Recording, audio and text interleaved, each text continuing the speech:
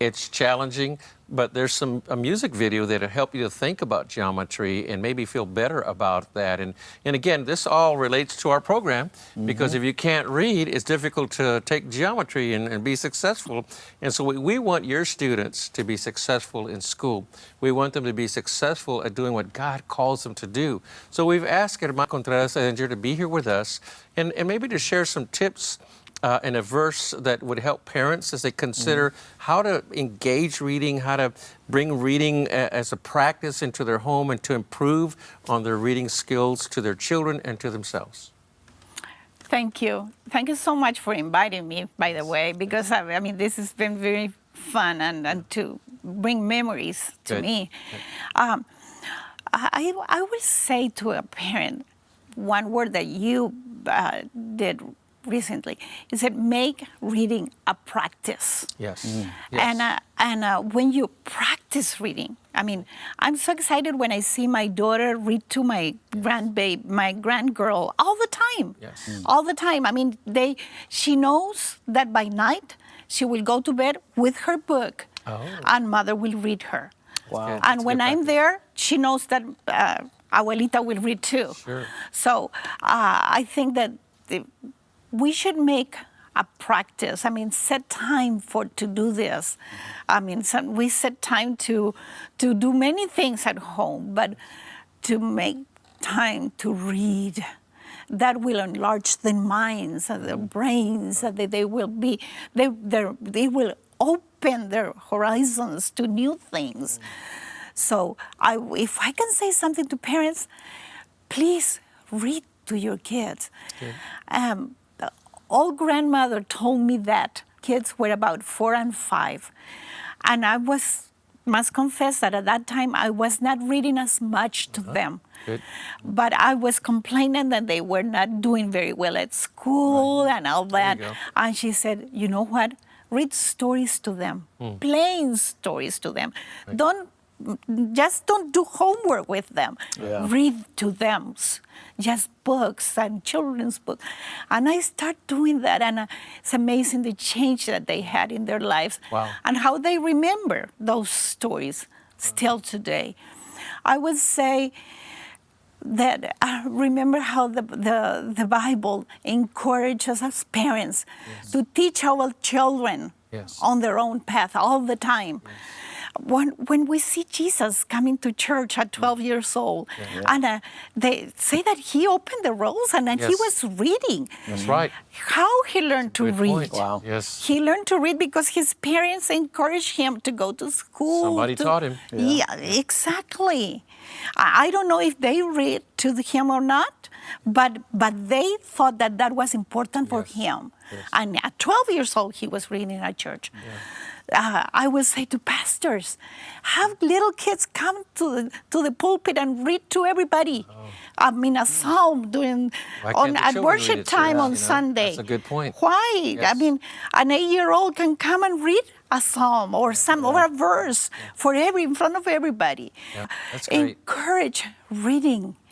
Encourage the love for books, for enlarge their minds with new ideas. That's great. I think that we might not see that now, but we will see the results in the future. Yes, yes. At what age would you encourage parents to begin reading to their children?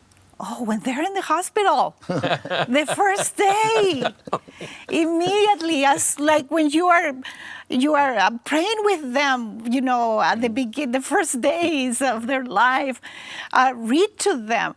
Have little books that can go into the bathtub with them. Have little books that they will see pictures, or even. I remember my son, you know my son, and I mean, I remember when he was a little kid, he loved the Sears catalog. And especially the toys, you know, and he will explain, he was 2 years old and he could not speak, but he could explain everything, and he thought that book will go with him everywhere. Sure. And it was important for him. Wow.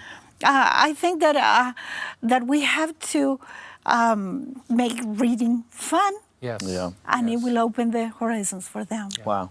I'm hearing make time for reading, and I'm hearing make reading fun. You know, Brother Bobby, when I was in first grade, I was having trouble in school, and they took me to the teacher, and my mom was there, and my little brother, Albert, was there. And so, you know, in trouble reading. And so my mom said, what can my son do this summer to help him improve his reading? And the teacher looked at me and looked at my mother and looked at my little brother, and she said, well, he needs to read to his little brother. And if he'll read to his little brother, his reading will improve.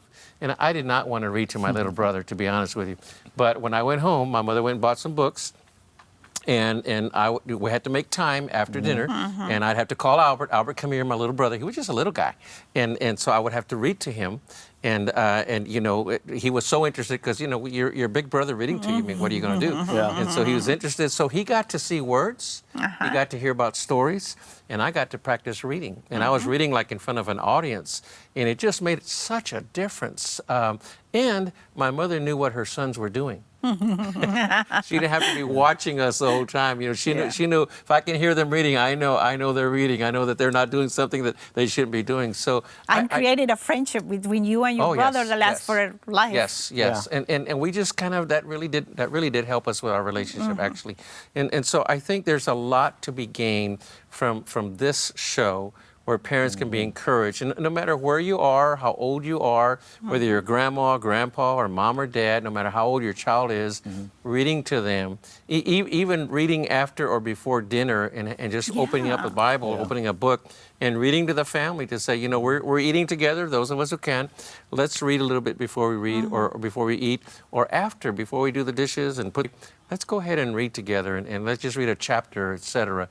It can be a lot of fun, though. I think it has to be fun. If it's not fun, I think people will not appreciate it, and it really won't make a difference for them. So we want to thank you for those tips. We want to thank you for moms and dads who can get some ideas about what they can do. But I really appreciate this additional piece about grandparents. Grandparents can read. You know, grandparents can read to their kids in English or Spanish, and they can read these bilingual books that you brought, and they can find some more bilingual books. And so they can read English or Spanish, whatever's good for them, but they're teaching children about the importance of reading and listening and being still and paying attention. All these things are really important to help a student get ready to do good work in school. So when they get to school, you know what the teacher does? They read to them. So if they've been read to at home and they know how to respond at home, we're just making it easier for them to go to school and to do a better job at school. Well, we want you to know, and we want those who are watching to know what is happening across the country with our Faith and Education Initiative. The NACOC, the National Hispanic Christian Leadership Conference, has this Faith and Education Initiative that Dr. Ramirez is leading to help parents, help the church, help the pastors to do a better job to get ready, help their kids get ready for school. So watch this tape on Faith and Education so you can know what's happening.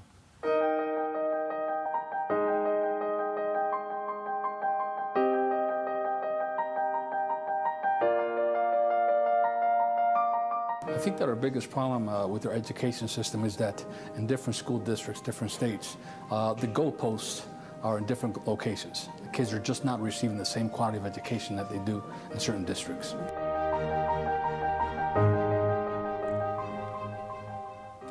Welcome back. I hope you got an idea of what's happening across the country. Brother Abraham Hernandez is a leader trying to help us establish chapters across the country so that we can make resources available to you in your city. Brother Bobby, we've had a great program. How would you sum it up?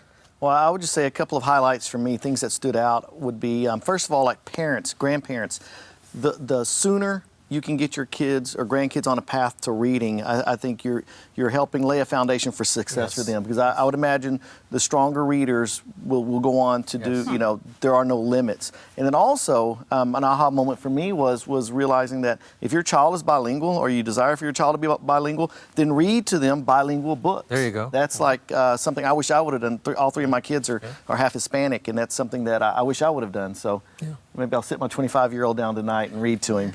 It's never too late, right? No, it's never too late. Well, I want to share with you a verse that really is a cornerstone for our work together, and that's a verse that Dr. Ramirez always shares with us, and it comes out of Luke 10:27, and it just goes, it says this: "Love the Lord your God with all your heart, with all your soul, with all your strength and mind, and love your neighbor. We're thankful to God for the fact that you watched today, and we'll see you next time on Raise the Standards.